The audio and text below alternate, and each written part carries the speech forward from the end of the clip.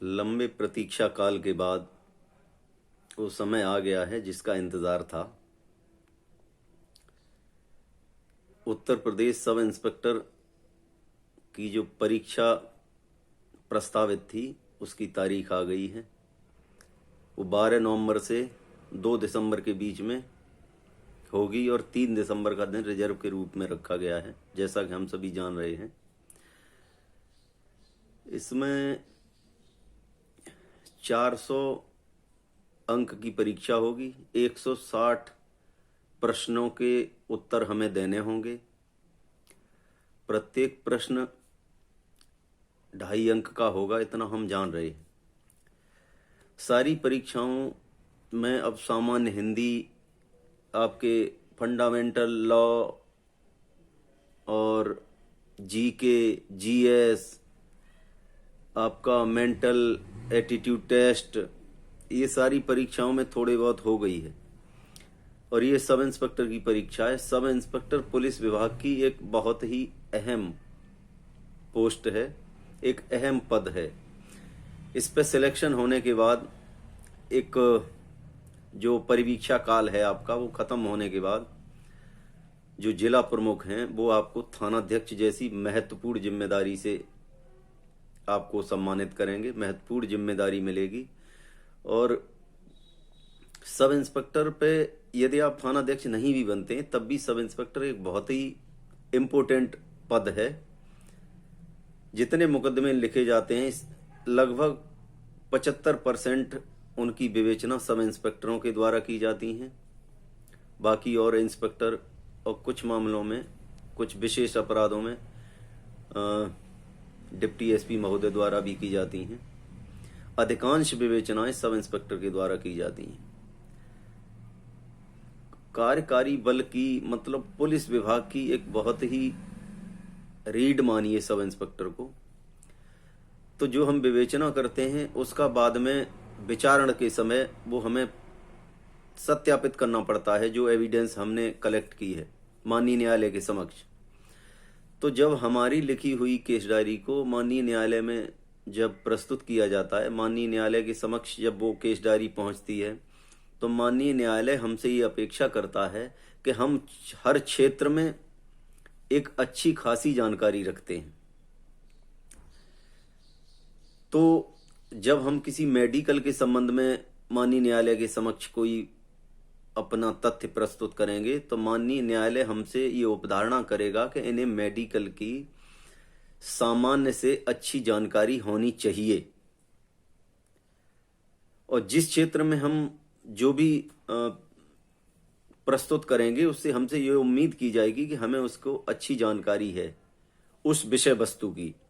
हर विषय वस्तु पे हमसे एक गहराई की जानकारी की हमसे उम्मीद की जाती है। तो हमें अच्छी हिंदी आनी चाहिए। इंग्लिश भी, एक काम भर की इंग्लिश की भी जानकारी होनी चाहिए, क्योंकि बहुत सारे हमको डॉक्यूमेंट ऐसे मिलेंगे ये टोटल इंग्लिश में होंगे। हमें उनका अर्थ समझ में आना चाहिए। हम पूरा नहीं भी समझ पा रहे हैं तो और हमारे साथ संगी साथी या हमारे सीनियर अधिकारी, हम उनसे डिस्कस करके उसका सॉल्यूशन निकाल सकते हैं। लेकिन हिंदी की हमें बहुत अच्छी जानकारी होनी चाहिए। हिंदी का हमारा वाक्य विन्यास, शब्दों का उच्चारण, हमारा जो प्रोनाउंसिएशन है स्पष्ट होना चाहिए। तो हमारे उसमें फिर जो पेपर होगा उसमें हमसे ये उम्मीद की जाएगी, तो इसलिए सामान्य हमसे हिंदी पूछी जाएगी। उस हिंदी में सारी चीज होगी, वो सब आप जान रहे हैं। जनरल नॉलेज में हिस्ट्री, ज्योग्राफी और graphic, general science, general knowledge, computer की थोड़ी बहुत जानकारी, ये सारी चीज हमसे उम्मीद की जाएगी। हमें जानकारी होनी भी चाहिए और आपको होगी भी। मेन बात आती है कि जो इसमें आपसे अतिरिक्त पूछा जाएगा वो है कानून की, जो हमारे कानूनी एक्ट हैं उनकी मूलभूत जानकारी। तो जो कानून हमें उसमें दिए गए, जो मूलभूत जानकारी की हमसे उम्मीद की जाएगी, उसमें हमारा है जैसे घरेलू हिंसा से महिलाओं का संरक्षण अधिनियम है। तो हमसे कोई हमसे व्यवस्था और विभाग कोई हमसे ये नहीं चाहेगा कि हमको उसकी पूरी जानकारी हो, इतना नहीं पूछा जाएगा इसमें, क्योंकि आप कोई विभागीय ट्रेनिंग नहीं कर रहे हैं। हमसे उम्मीद ये की जाएगी कि हमको उसकी सतही जानकारी हो, सामान्य ज्ञान, सामान्य जो उसका है वो हमको जानकारी होनी चाहिए। तो घरेलू हिंसा से महिलाओं का संरक्षण अधिनियम, इसमें मेन बात यह है कि व्यथित व्यक्ति वो माना जाएगा जो व्यथित है, जो घरेलू हिंसा से व्यथित है, वह महिला को व्यथित व्यक्ति कहा गया है। प्रत्यर्थी उसको कहा गया है जो जिसकी वजह से वो महिला व्यथित है। बस बाकी जो व्यथित व्यक्ति है वो थाने में इसका मुकदमा नहीं लिखा जाएगा, इसकी एफआईआर का पंजीकरण नहीं होगा। ये माननीय न्यायालय के समक्ष जाके और माननीय न्यायालय के समक्ष अपनी व्यथा बताएगी, तो व्यथित व्यक्ति की कंप्लेंट माननीय न्यायालय में दर्ज हो जाएगी और विचारण शुरू हो जाएगा।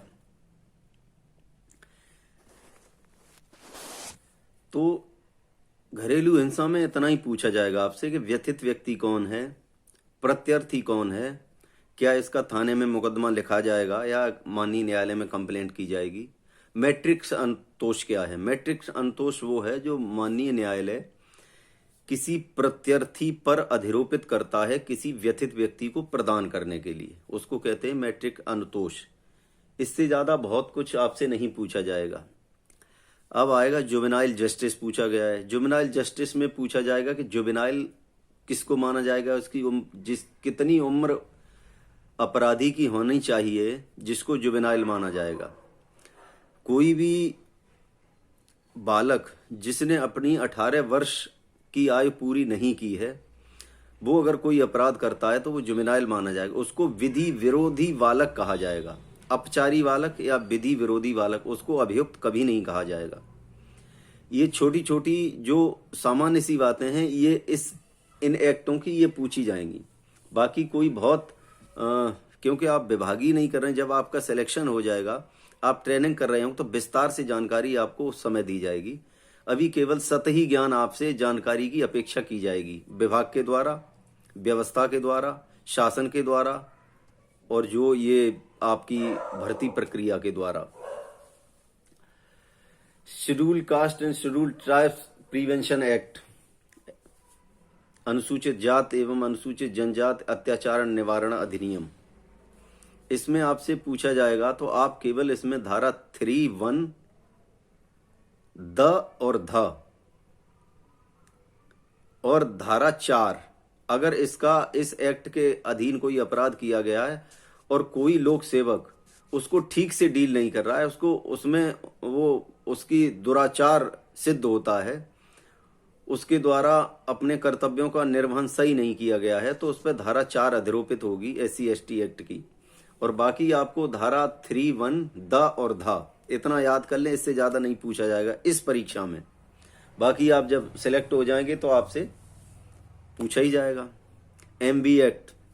MB एक्ट में आप पता कर लें, एक बार रिवाइज कर लें, धारा 3, 4, 128, 129 और 207, इससे ज्यादा नहीं पूछा जाएगा। 177 भी कर लें।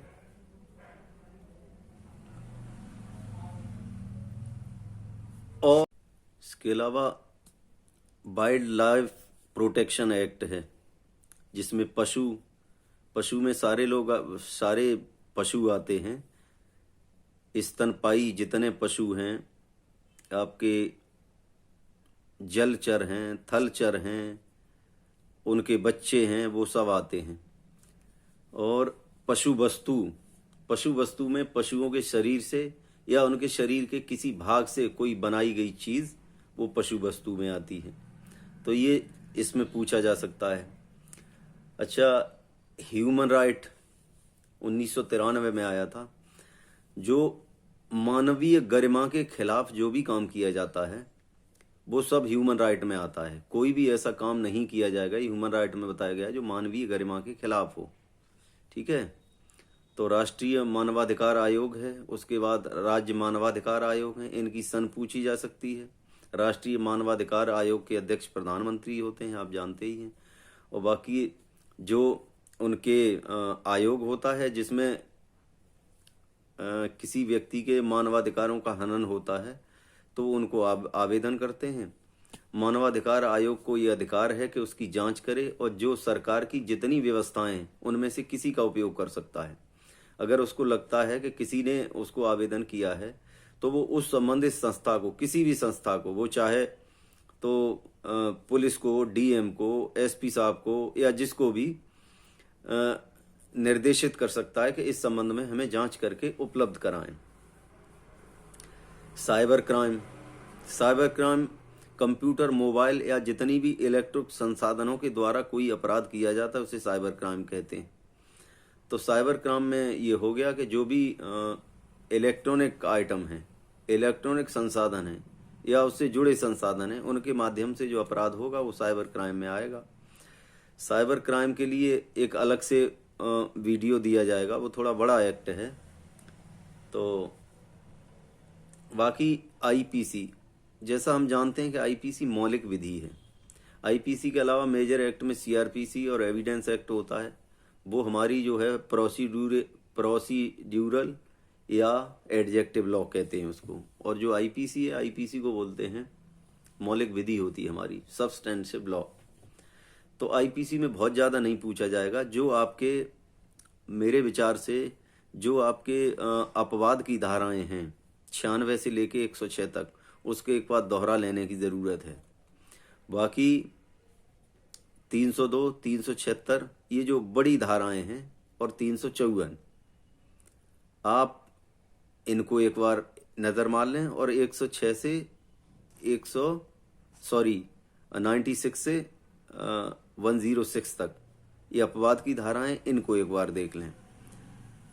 बाकी और ज़्यादा कुछ नहीं पूछा जाएगा इसमें, क्योंकि ज़्यादा जो पूछा जाएगा, जो अधिनियम जो पूछे गए हैं उनमें जो ज़्यादा पूछा जाएगा जब आपका सिलेक्शन हो जाएगा, जब आप ट्रेनिंग कर रहे होंगे तब पढ़ाया जाएगा और पूछा जाएगा उसमें। उससे पहले ज़्यादा इसकी नहीं पूछा जाएगा।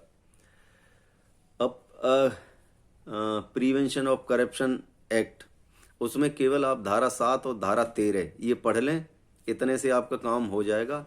इसमें इससे ज़्यादा पूछा ही नहीं जाएगा। या धारा 13 पूछी जाएगी या धारा 7 पूछी जाएगी, इससे ज़्यादा नहीं पूछा जाएगा।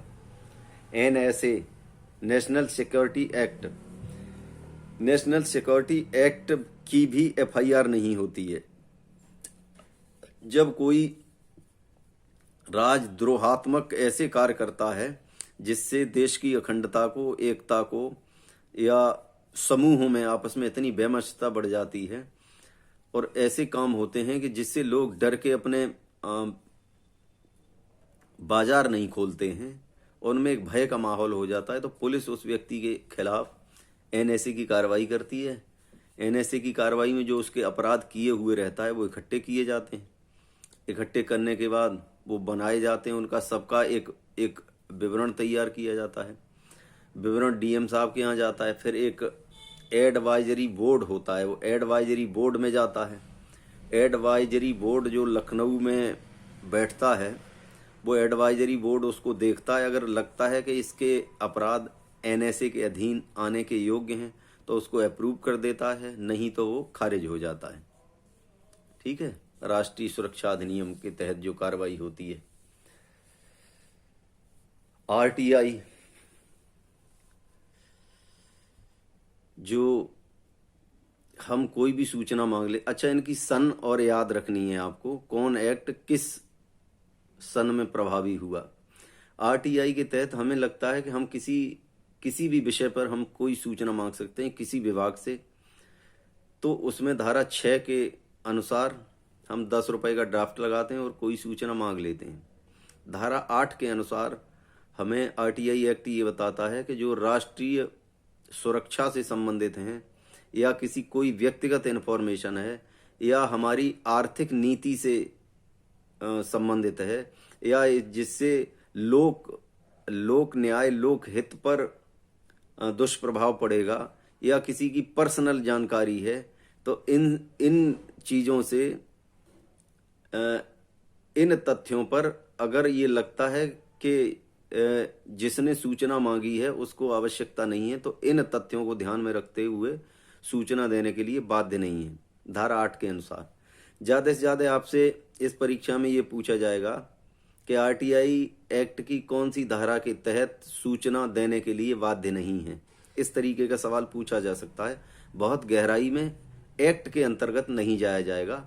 आपकी जीके है, जीएस है, सामान्य हिंदी है, सामान्य इंग्लिश है, जो और चीज़ें पूछी जा रही, मेंटल एटीट्यूड है, तो उस एप्टीट्यूड से रिलेटेड और गहरी चीज़ें पूछी जा सकती हैं। बहुत गहराई में जाया जा सकता है।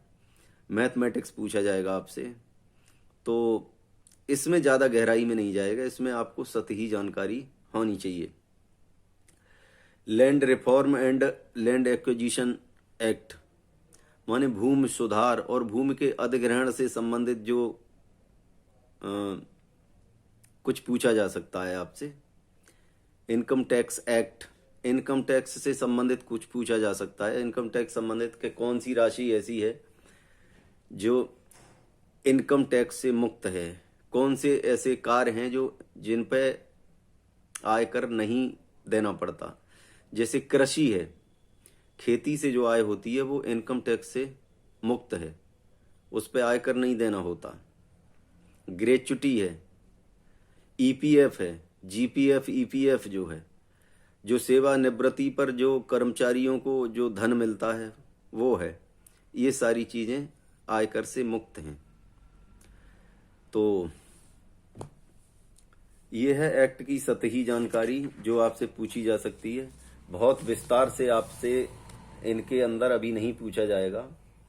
आपका संविधान आपसे पूछा जाएगा। संविधान की अच्छी तैयारी करें, आपकी होगी ही अच्छी तैयारी, क्योंकि हमें लगता है जो भी परीक्षा की तैयारी करता है उसको संविधान पढ़ना ज़रूरी है और संविधान पढ़ते भी हैं। बाकी मैथमेटिक्स, आप सामान्य हिंदी और सामान्य मैथमेटिक्स इसकी जानकारी कर लें, क्योंकि आप एक सब इंस्पेक्टर रैंक की परीक्षा देने जा रहे हैं जो बहुत ही अहम पद है। न्याय निर्णयन व्यवस्था की पहली कड़ी है।